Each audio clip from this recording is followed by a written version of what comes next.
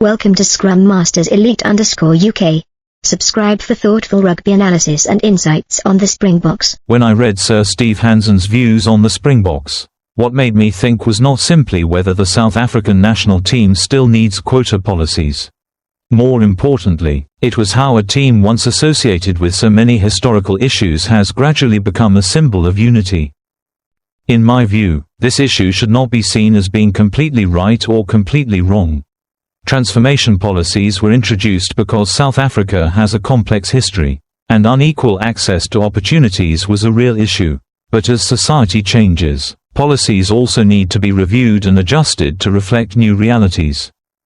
I agree with one point in Hansen's view: in the long term, players should be judged by their ability, effort, and contribution to the team. A place in the national team should be earned through sporting ability. This allows players to feel that their achievements have real value and creates healthy competition. However, I also believe that if selection is to be based entirely on ability, opportunities must first be created for that ability to be discovered. If children from different communities do not have access to rugby, quality coaching, and proper development systems, then simply talking about talent deciding everything is not enough. Therefore, the real challenge does not lie only with the national team. It begins at grassroots level. To build a fairer and stronger national team, we need to expand access to coaching, develop young players, and create a clear pathway through which talent can progress. I also paid close attention to Hansen's comments about the power of success. When a team repeatedly overcomes difficulties, it begins to develop the belief that it can do so again. That belief does not guarantee victory, but it can help players remain calmer when they are behind on the scoreboard or facing pressure. To me, that is what a true winning habit means. It does not mean winning all the time. It means becoming accustomed to refusing to give up when difficulties arise. A team that has made several comebacks will enter the final minutes believing that the match is still within reach. By contrast, a team that frequently loses may find it easier to lose confidence. Success therefore creates not only trophies, but also psychological strength.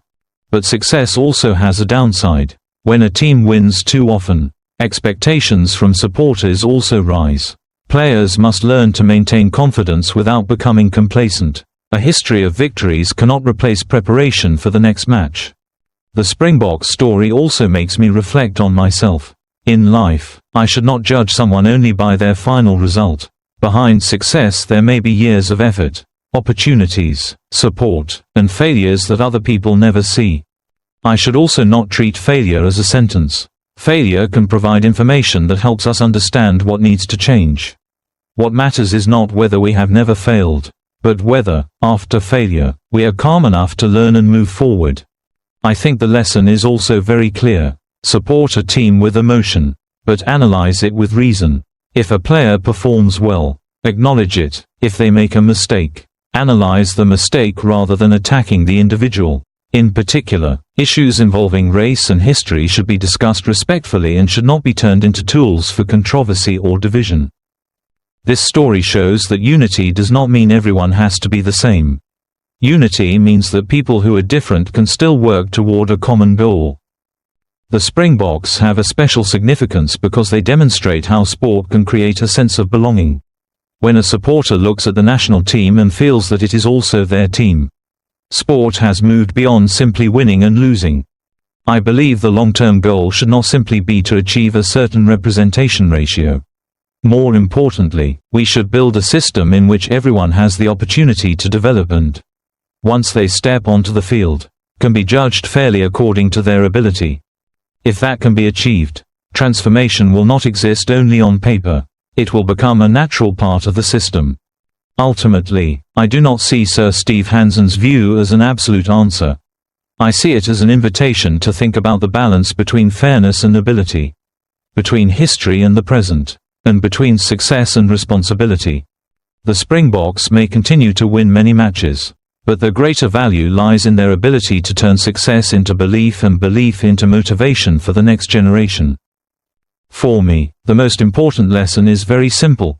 Create fair opportunities so that talent can be seen. And then let ability and effort determine the outcome. In sport, just as in life, we cannot change the past, but we can learn from the past to build a better future, where differences are not reasons for division but become part of the strength of the collective. Thank you for watching. See you again with Scrum Masters Elite _ UK and more in-depth rugby perspectives.